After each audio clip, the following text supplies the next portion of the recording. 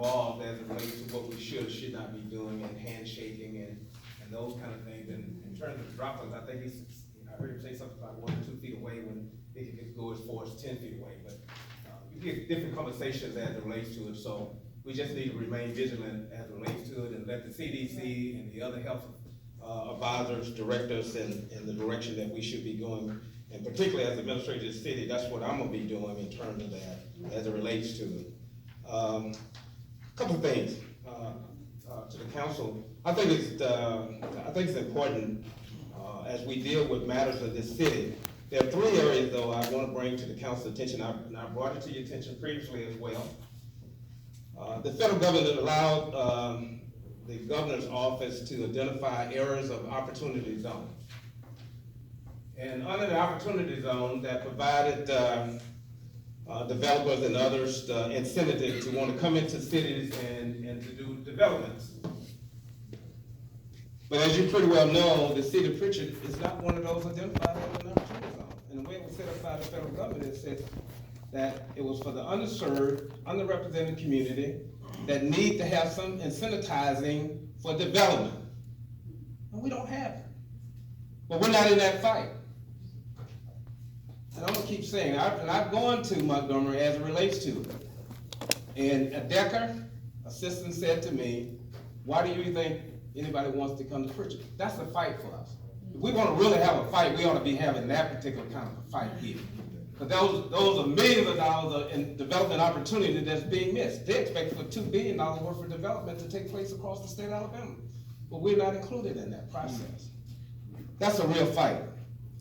The other thing is that I said early on, I talked about public transportation, which again is a federal grant that was provided, which is overseen by the city of Mobile.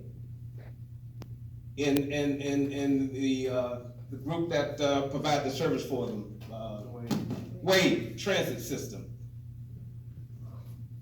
I don't know if you remember, just some years back we met at the GMO building, and of course, as they thought, we would go there and hold up signs and make noise for about 2 weeks, and then we disappeared.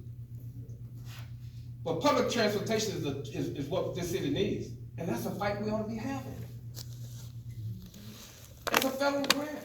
How can any city deny, not only the city of Prichard, Chickasaw, Saraland, and others, and it was for urban area.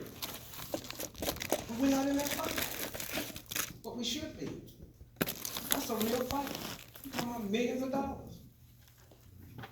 The other one is, when we talk about the DP funding, once again, the Governor put together a team, a board of other mayors and other cities who's gonna determine whether or not we're gonna get money. Well, we don't even have a vote. And what happened? $15 million that the previous administration had put forth in terms of infrastructure was kicked out.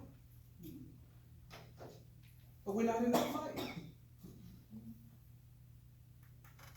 There are things that we truly should be fighting about in this city, especially if we want to see this city grow, and especially if we want to see development take place. And it should be, with this administration, the council should be working together to make that happen.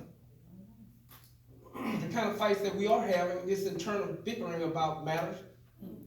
And we want to agree to be to disagree, but we need to get in the real fight.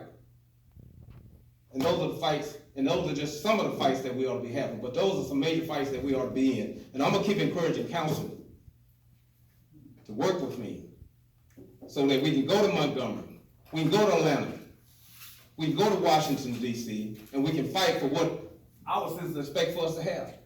Equality for this city, to be inclusive in this city. Once again, I ask you to join with me